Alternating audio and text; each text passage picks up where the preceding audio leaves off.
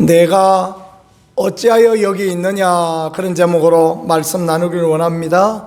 은혜와 축복의 귀한 시간 되어지기를 간절히 소망합니다. 바알에게 무릎 꿇지 아니한 7,000명이 있다, 그렇게 제목을 정할까? 아니면 내가 왜 여기 있느냐, 어찌하여 여기 있느냐, 그렇게 정할까? 한참 고민하다가 내가 어찌하여 여기 있느냐, 이게 더 좋겠다. 경상도 말로 하면 그런 거죠. 니와 여기 있노? 그거 아닙니까? 니와 여기 있노? 그게 더 간단하지요. 니 뭐 하려고 여기 있노? 하나님 물어보십니다. 왜 물어보시겠습니까? 그 물음을 통하여서 새 힘을 주시고, 그 물음을 통하여 가야 될 방향성들을 제시해 주시고, 하나님께서 다시 사용하고 용기 주시려고 그렇게 물어보시는 줄 믿으실 수 있기를 축복합니다. 하나님이 우리에게 물어보시고 하나님이 우리에게 말씀하시는 것은 언제나 최선이며 언제나 가장 좋은 길이다라는 거, 그걸 믿는 것이 믿음입니다. 이게 참 중요해요. 낙심하고 절망하여서 엘리야는 호렙산에 왔습니다. 하나님의 산 동굴에 왔습니다. 거기 앉아서 나만 남았다 하고 여전히 낭망하고 있으니까 하나님께서 그에게 나타나셔서 엘리야야, 네가 어찌하여 여기 있느냐, 그렇게 물어보십니다. 오늘 우리도 마찬가지입니다. 우리가 세상 가운데서 낭망하고 절망하고 주저앉아 있으면 하나님이 이렇게 물어보실 것입니다. 네가 어찌하여 여기 있느냐라고 그렇게 물어보실 것입니다. 사람은 누구나 낭망하고 실패하고 실망할 수 있습니다. 아브라함 링컨 같은 경우에도 수도 없이 많은 선거에서 떨어지고 그랬던 경험을 했다라고 그는 그렇게 고백했습니다. 위태한 순간, 낭망되고 낙심하는 그 순간 그대로 주저앉아 버리면 우리는 아무것도 아닌 보잘것없는 인생이 되어지는 것입니다. 마귀는 언제나 그렇게 우리를 넘어뜨리고 그렇게 우리를 멸망의 길로 이끌어가고 영원한 저주의 지옥의 길로 이끌어가려고 그렇게 애쓰고 있습니다. 주님을 따라가면, 예수님 따라가면 믿음과 소망과 사랑과 평안의 기쁨이 있는 줄 믿고 우리 주 예수 그리스도를 온전히 따라가는 우리가 되어질 수 있기를 축복합니다. 첫 번째 생각해 볼 것은 엘리야의 위대한 성공입니다. 엘리야는 언제 사람입니까? 북왕국 아합 왕 때 사람입니다. 아합 왕은 이세벨 이방 여인을 아내로 맞이하여서 바알과 아세라를 숭배하고 또 온 나라를 하나님의 은혜가 없는 그런 나라로 만들어버립니다. 그럴 때 엘리야는 아합을 찾아갑니다. 그래서 영적인 전쟁을 제안합니다. 바알과 아세라의 선지자 750명을 전부 다 갈멜산에 모으라. 그걸 우리가 거기에서 진짜 바알과 아세라가 신인지 여호와 하나님이 참 신인지 한번 대결해보자. 대단한 용기 아닙니까? 그죠? 누가 그렇게 할 수 있겠습니까? 왕과 왕비가 적극적으로 밀고 있는 바알과 아세라의 선지자는 850명이고 엘리야 하나님의 선지자는 자기 혼자밖에 없고 나머지는 다 죽고 없어진 것 같은데, 그런데도 우리 한번 대결해보자, 이렇게 용기 있게 나갈 수 있는 사람 참 대단하다라고 생각합니다. 그래서 하나님께서는 예수님의 변화산 사건을 통하여서, 예수님의 변화산 사건에 두 명이 나타나지 않습니까? 하나는 모세요, 하나는 엘리사입니다. 왜 그렇게 하셨겠습니까? 모세는 율법을 대변하는 사람이고 엘리야는 이제 선지자를 대변하는 그런 사람입니다. 그래서 너무너무 중요한 사람, 하나님이 너무너무 귀하게 사용하였던 사람이다라는 것입니다. 기도하여서 하늘에서 불이 임하게 하였던 위대한 선지자, 바알과 아스라의 선지자 850명을 다 죽이도록 명령을 내렸더니 하나님의 영적인 권위가 임하여지니까 온 백성이 그를 따랐던 선지자, 그리고 3년 6개월 동안 비가 오지 않던 그 땅에 비 오게 기도했던 그런 선지자, 이 엘리야 같은 어마어마한 선지자 세상에 어디 있겠습니까?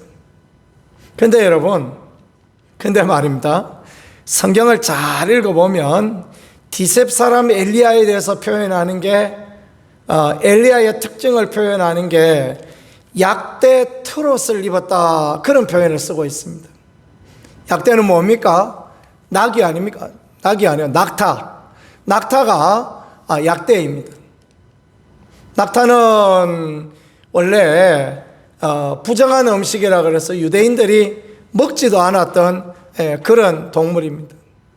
제가 성지순례에 가서 시내산 올라가는데 낙타를 타고 올라갔어요.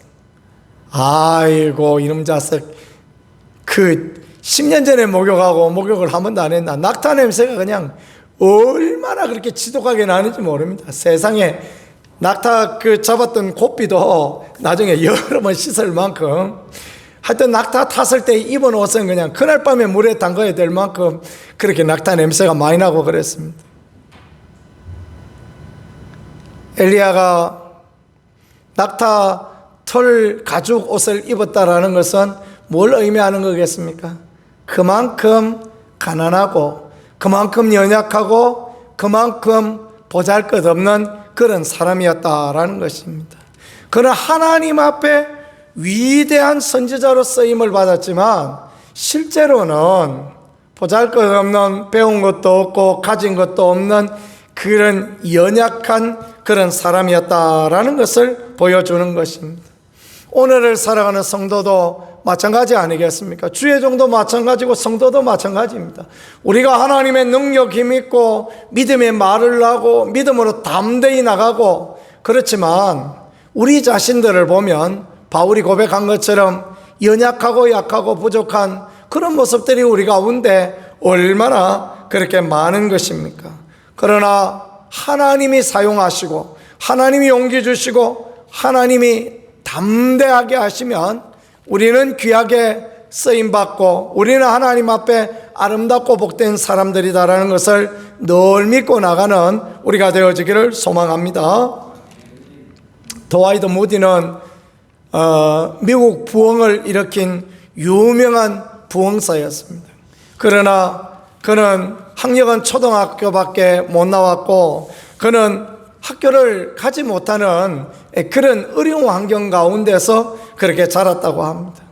하나님의 능력이 임하니까, 하나님의 은혜가 임하니까 그는 시카고에서 가장 큰 교회에 목회를 하게 되고, 또 하나님의 은혜가 임하여지니까 2,000명의 고아를 그렇게 거둘 수 있는 고아원을 운영할 그런 능력도 하나님 앞에 받게 되었던 것입니다. 그렇습니다. 인생이 어떻든가 그게 중요한 것이 아니고 누가 하나님 앞에 서 있는가, 누가 하나님 앞에 쓰임 받는가, 누가 하나님의 도우심을 힘입는가, 그게 중요하다라는 것을 믿고 늘 믿음으로 달려가기를 소망합니다. 엘리야의 실패가 오늘 본문에 나와 있습니다. 이세벨이 사신을 엘리야에게 보내서 내가 내일 이맘때 너의 생명을 저 사람들 중에 한 명같이 되게 하겠다, 죽었던 850명의 선지자같이 되게 하겠다, 그런 사신을 통하여 말을 보내는 것입니다. 참 연약하기는요, 엘리야 같은 이런 사람이라면 쉴데없는 소리 하고 있다 하고 딱 잘라서 거절해야 되지 않습니까?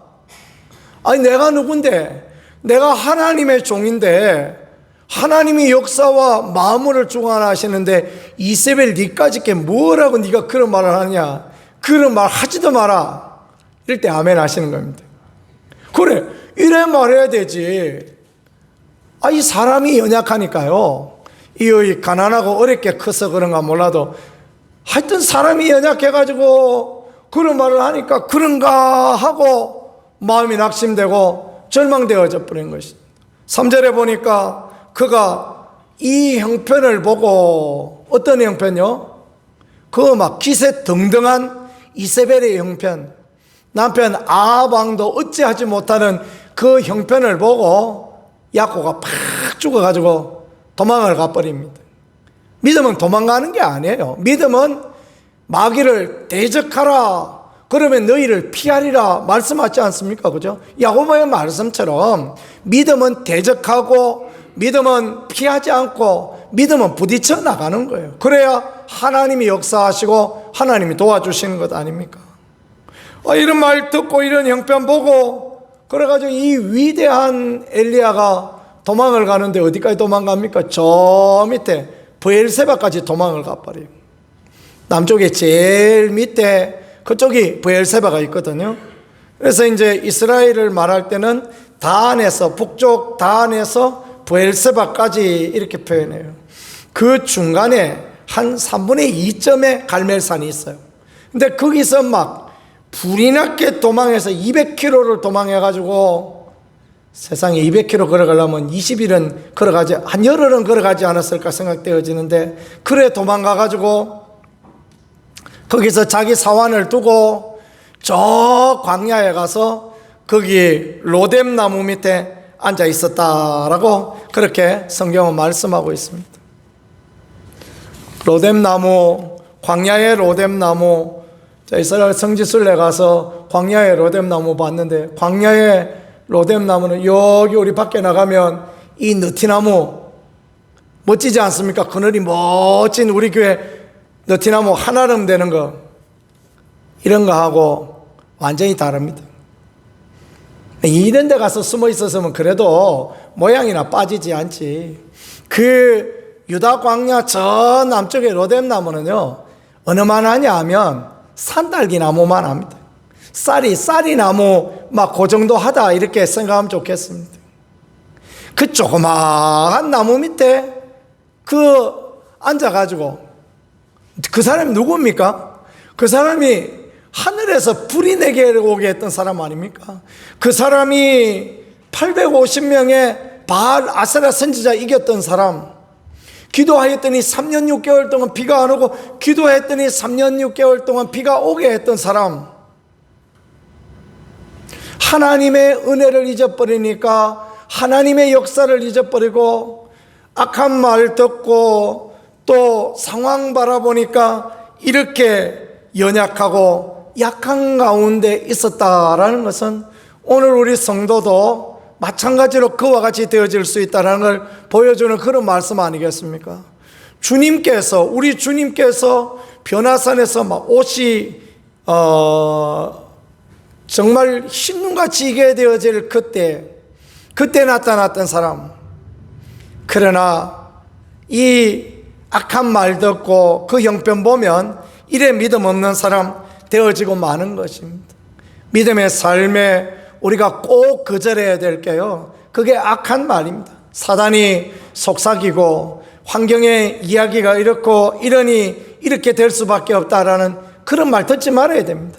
그 말을 듣고 있으면 우리도 로뎀 나무 밑에 앉아서 낙망하고 낙심한, 세상 말로 아이들 말로 하면 쪽팔린 인생, 그런 인생 되고 마는 것입니다. 그러지 말고 당당히 예수 그리스도 이름으로 거절할 줄 아는 게 그게 귀한 것입니다. 예수 그리스도 이름으로 악한 말은 떠나갈지어다 선포하고, 그런 말 하지 마라. 하나님이 살아계시는데, 한번 같이 해보겠습니다. 하나님이 살아계시는데 그런 말 하지 마라.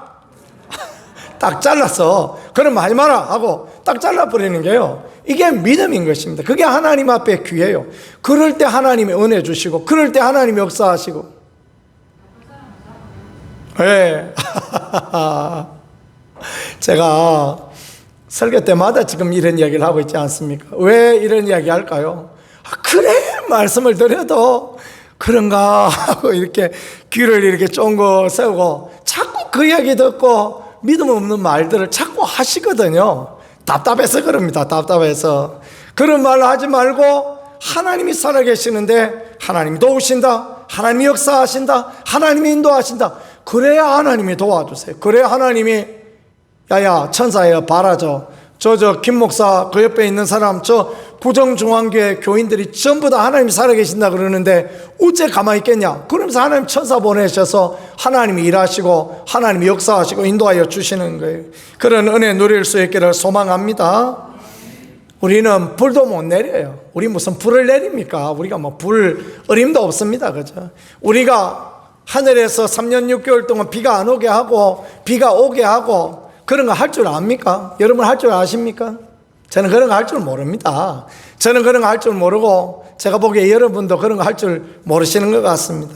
그러나 괜찮습니다. 믿음의 고백을 하고 나가면 하나님 앞에 믿음의 고백을 하고 나가면 하나님 일하시고 하나님 도와주시고 하나님 은혜 주실 거다. 그걸 믿고 나가면 하나님이 그렇게 놀랍게 역사하시고 함께하는 것입니다.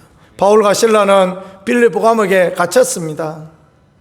얼마나 원망할 게 많겠습니까? 하나님, 내 얼마나 힘들게 왔는데 그 터키의 타우르스 산맥은 3,000m가 넘습니다. 해발 3,000m가 넘어요. 거기 넘어오는데 거기에는 얼마나 많은 위협이 있었겠습니까?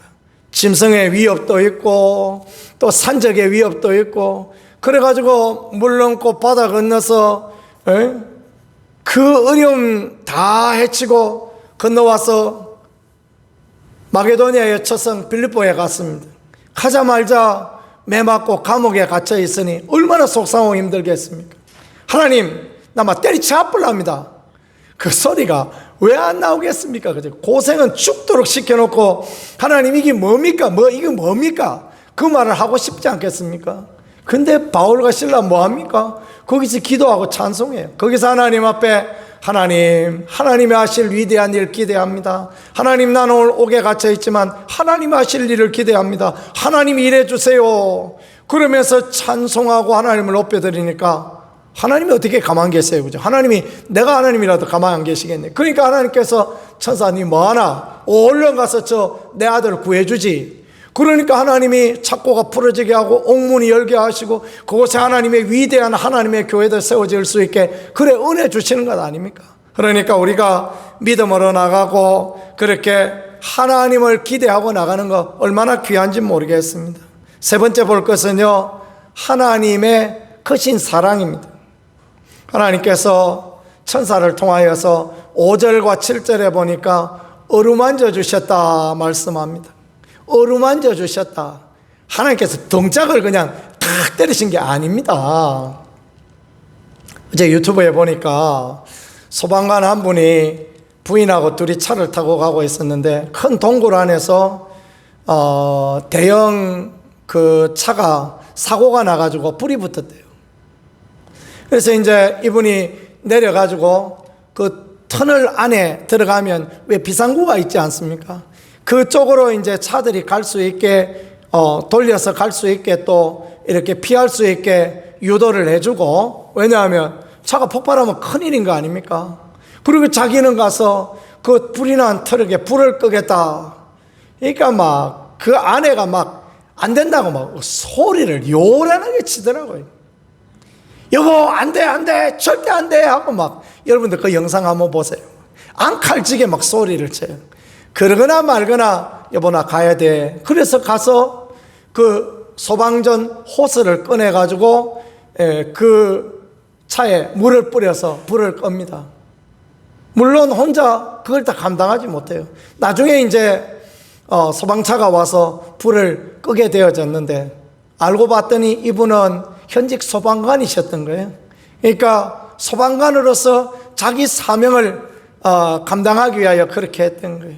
그 뒷이야기를 들어보니까 집에 와서 그냥 아내한테 등짝을 안 죽을 만큼 맞았다, 뭐 그런 이야기가 있습니다. 그렇죠. 그 등짝을 안 죽을 만큼 맞을 만하죠. 그렇죠.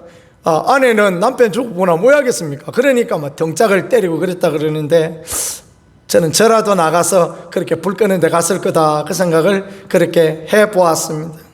하나님께서는 등짝을 때리시는 하나님이 아니세요. 하나님께서는 잘못해도 어루만져 주시는 하나님이에요. 그리고 고맙게도요, 떡과 물을 갖다 주시는데 어떤 떡을 갖다 주십니까? 숯불에 구운 떡을 갖다 주셨다. 이 떡은 어떤 떡이겠습니까? 방금 구운 말랑말랑하고 따뜻한, 뜯어 먹어보면 맛있는 그 떡을 갖다 주신 것 아니겠습니까? 이만한 떡, 밀가루로 만든 떡 가이드님이 하나 사서 주셨는데, 목사님들은 맛이 없나 잘 안 드시더라고요. 저는 그놈 찢어가지고 그냥 얼마나 맛있게 먹었던 그런 기억이 있어요. 옆에 분 그냥 먹다 남은 것도 더 먹고 그랬던 기억이 나는데, 숯불에 구운 떡, 하나님이 그런 떡을 주셨다. 뭐가 이뻐가지고요. 낙심하고 절망하고 저 밑에 산 밑에 가서 쪽팔리게 그 무슨 산딸기 나무 밑에 앉아서 숨어있는, 그러나 하나님의 종 아닙니까? 그러나 하나님의 백성 아닙니까? 그렇죠? 그러나 하나님의 사자니까 하나님이 어루만져 주시고 먹을 것 주시고 자기 갈 길 갈 수 있게 하나님 그렇게 도와주시는 거예요. 그래서 엘리야가 어디를 갑니까? 엘리야가 하나님을 찾아 그 호렙산으로 갔다라고 성경이 그렇게 말씀하고 있지 않습니까? 어찌하여 여기 있느냐 하나님 물어보십니다. 호렙산 굴에 가서 꽁시랑 거리고 있어요. 하나님 어떡합니까? 다 죽고 나 혼자 남았는데 하나님 나 어떡합니까? 꽁시랑 거리고 있으니까 하나님께서 엘리야에게 말씀하시기, 엘리야야 니 와 여기 있노? 하나님 그렇게 물어보시는 거예요. 왜 물어보시겠습니까? 엘리야가 서 있을 자리가 그 굴에 숨어 있는 그 자리가 아니란 말이에요. 엘리야가 서 있을 자리는 어디입니까? 하나님의 말씀을, 하나님의 뜻을 가지고 하나님이 주신 사명의 자리에 가 있어야 되는데, 그 굴에 두려워하고 떨며 숨어있는 그 엘리야를 보고 하나님이 그렇게 말씀하시는 거예요. 그러면서 하나님께서 놀라운 일을 보여주시는, 엘리야야 이리 나와봐라. 그래서 갑자기 크고 강한 바람이 불게 하십니다. 그러니까 그 바람이 산을 가르고 바위를 부수는 어마어마한 바람이었다라고 성경이 말씀합니다. 그러나 하나님이 거기 계시지 않으십니다. 그 다음에 바람 후에 지진이 일어납니다. 막 지진이 나서 온 세상이 막 흔들립니다. 그러나 거기에도 계시지 아니하고, 그 다음에 불로 하나님이 강력하게 임하십니다. 그러나 거기에도 하나님이 계시지 않아요. 뭘 말씀하는 겁니까? 엘리야가 생각했다. 하나님 뭐 하십니까? 하나님 다시 불 내려주세요. 하나님 지진 내려주세요. 하나님 강력한 바람으로 역사해 주세요. 그게 엘리야 생각인 거예요. 야 양반아, 그 네 생각이다. 그러면서 하나님께서 세미한 음성으로 뭐 말씀하시냐면, 다메섹에 가거라. 다메섹에 가면 하사엘이라는 사람이 있을 텐데 너 그 사람한테 부어서 기름 부어서 그 다메섹의 왕이 되게 하라. 왜 그렇게 하시겠습니까? 아합 왕을 힘들고 괴롭게 하고 할 그 귀한 일에 쓰임받을 존재가 누구냐? 하사엘입니다. 하나님께서 엘리야야 네 그래 걱정하지 마라. 내 시킬 사람이 있다. 하사엘한테 기름 부어서 그 사람한테 일 감당하게 하라. 그 다음에 예후에게 기름 부어 이스라엘 왕이 되게 하라. 예후는 어떤 사람입니까? 예후는 아합의 집을 전멸시킨 사람, 예후는 이세벨을 죽였던 사람. 그러니까 우상 숭배하던 모든 세력들을 없이 할 사람. 걱정하지 마라. 너는 네 할 일만 하면 된다. 내가 한다. 하나님이 한다라고 그렇게 가르쳐 주시는 것입니다. 그 다음에 하시는 말씀, 가서 엘리사에게 기름 부어서 너 뒤를 이어 선지자 노릇하게 하라. 그래요. 또 엘리야 뒤를 이어서 사명을 감당해야 될 사람이 있기 때문에 하나님께서 그것을 그렇게 명령하신 것입니다. 오늘을 살아가는 우리도 그런 생각할 수 있어요. 하나님이 하늘의 바람을, 하나님이 지진을, 하나님이 불을 내리셔야 될 거다, 그 생각할 수 있는데 하나님께서 우리에게 네가 왜 여기 있느냐? 너 네 할 일이나 해라. 네 할 일 하면, 네가 최선을 다해서 너에게 맡긴 사명 감당하면 하나님이 하실 일은 하나님이 하시겠다라고 그렇게 말씀하시는 것입니다. 우리는 하나님 앞에 뭘 해야 되겠습니까? 역사의 주관자이신 하나님 앞에 기도하고 하나님의 도우심을 구하고 하나님이 일하여 주옵소서, 그렇게 믿음의 기도를 주님 앞에 올려드리는 것밖에 우리가 뭘 더 할 수 있겠습니까? 그렇게 하나님 앞에 믿음의 기도를 드리고 하나님의 놀라운 역사를 보는 우리가 되어질 수 있기를 소망합니다.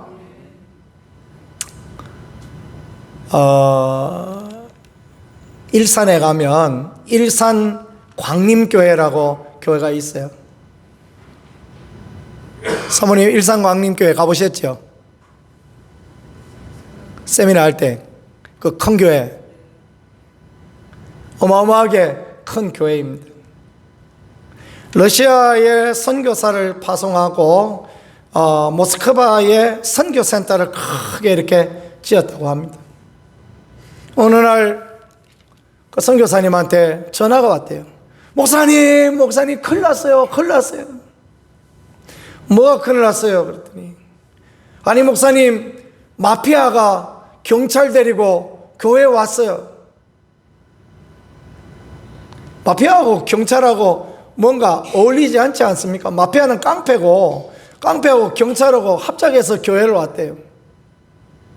그래가지고 교회를 비워내라, 그 이야기를 한다는 거예요. 그들이 보여준 게 뭐냐 하면 그들 이름으로 되어 있는 교회의 소유권 문서였던 것입니다.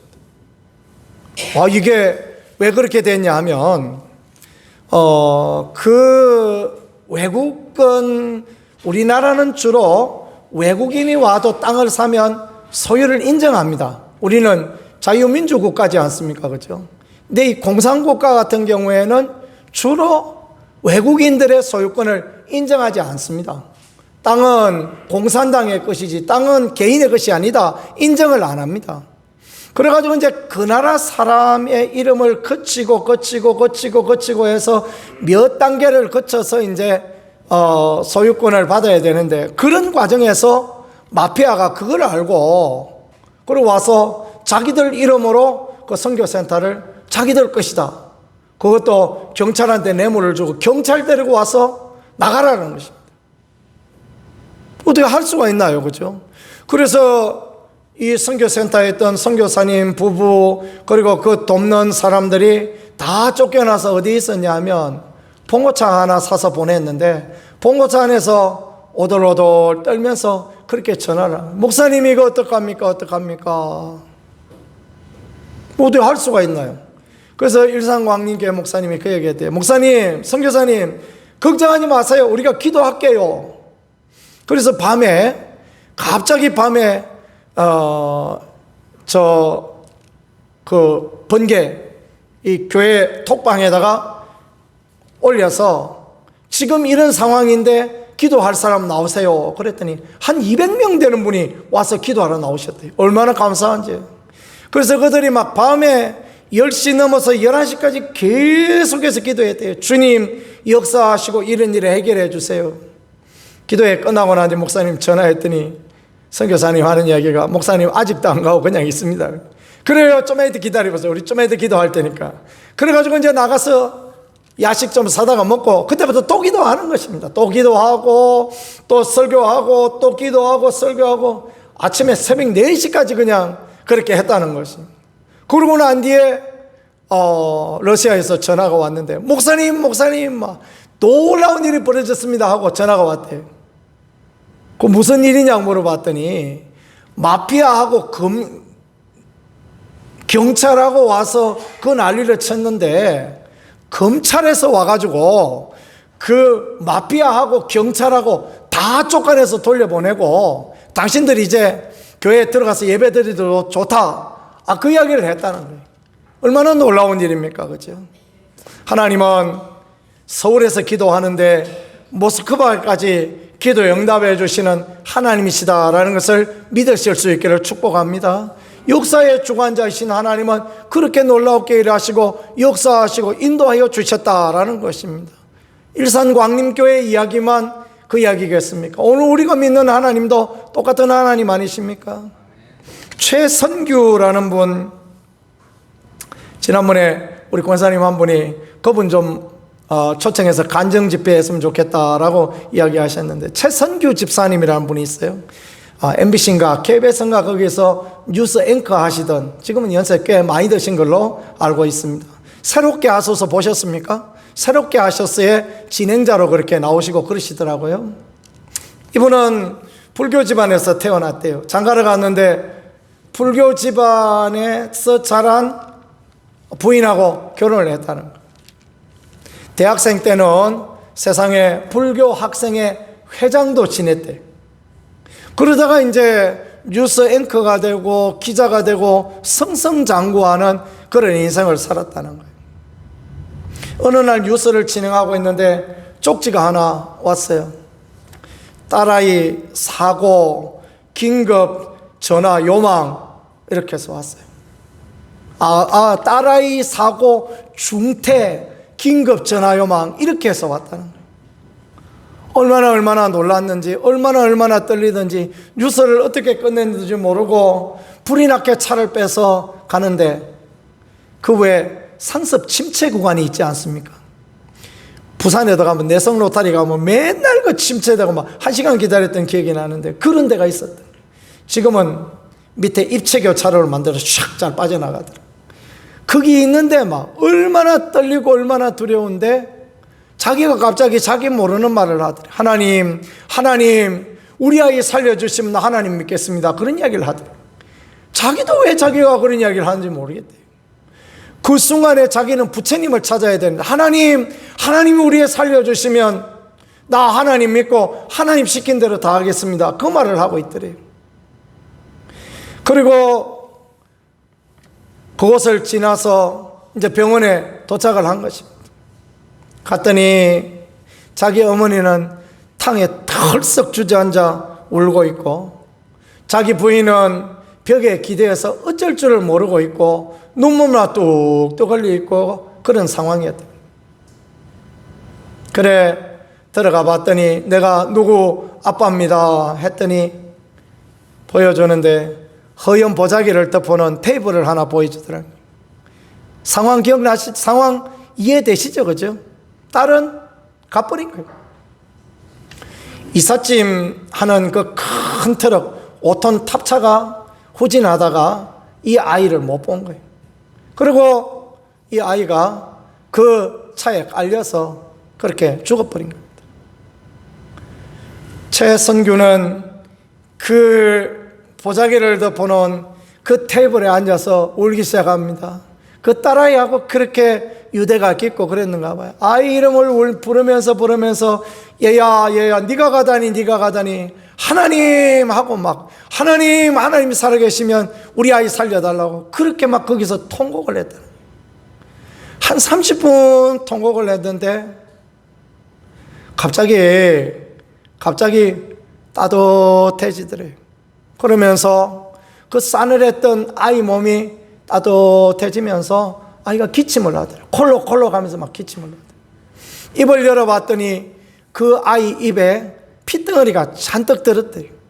그래서 손으로 막 핏덩어리를 파내고 그러면서 막 선생님 우리 아이 살아났다고 소리를 치는데 의사가 아무도 안 오더래요. 벌써 30분 전에 죽었는데 무슨 이야기 하냐 이거죠. 그죠? 그랬는데도 살아나서 지금도 그 아이는 건강하고, 그래서 최선규 집사님은 그때부터 방송 일을 내려놓고 나 하나님의 일만 하겠습니다 그러면서 새롭게 하소서 진행하고 그런 일을 한다라는 그런 간증을 하는 걸 들었습니다. 그분은 작은 교회라도 그 살해하지 못하는 교회라도 불러만 주면 가겠다 막 그런 고백을 한다 그러니 참 얼마나 감사하고 귀하고 그런지 모르겠습니다. 그렇습니다. 우리는 오늘 엘리야처럼 위대한 일에 쓰임받았던 엘리야처럼 하나님의 놀라운 일들을 보았지만 낙심하고 절망할 수 있어요. 사람 말 듣고 형편 보고 그러면 그렇게 되어지는 것입니다. 이제 남은 사람 나밖에 없고 나만 이거 발부둥 쳐봐야 뭐하나 생각하면 낙심하고 절망하는 거예요. 하나님 뭐 말씀하십니까? 아니다. 바알에게 무릎 꿇지 않고 바알에게 입 맞추지 않은 사람 7,000명을 남겨놨다 그렇게 말씀하지 않습니까? 그렇습니다. 하나님은 우리 같이 기도할 사람들을 남겨놓으시는 하나님이시오. 같이 하나님 앞에 믿음의 발걸음 옮길 사람을 남겨놓는 하나님이십니다. 그 하나님 앞에 찾아가면 하나님이 길을 여시고, 그 하나님 앞에 달려나가면 하나님께서 새로운 사명을 우리에게 주시고, 그 사명을 통하여 하나님이 하시는 놀라운 일을 볼 수 있도록 은혜를 이끌어 주신다라는 그 말씀, 오늘 약속의 말씀입니다. 약속의 말씀을 붙들고 믿음으로 달려나가고 주님을 기쁘시게 하는 그런 우리 낙심하고 절망하지 않는 복된 자리에서는 모두가 되어질 수 있기를 예수 그리스도 이름으로 간절히 축복합니다. 기도하겠습니다. 하나님 감사합니다. 오늘 엘리야를 통하여 또 약속의 말씀을 주신 하나님, 믿음 없는 말, 세상 말, 육신 말 듣고 낭망하고 절망하고 저 로뎀 나무 밑에 쭈그리고 앉아있는 그런 어리석은 인생 되지 않게 하시고, 하나님 찾아 나아가고 하나님께 받은 귀한 사명 감당하고 하나님이 하시는 위대한 일을 보는 우리가 되게 하시고, 이 나라를 지키시고 이 민족에게 은혜 주시고 이 교회를 회복시켜 주실 하나님을 바라보고 우리의 가정을 늘 이끌어 가실 하나님을 소망하며 나가는 우리가 되어질 수 있게 은혜로 인도하여 주옵소서. 놀라운 은총을 우리에게 허락하여 주옵소서. 우리 구세주 예수 그리스도 귀하신 이름으로 기도드렸습니다. 아멘.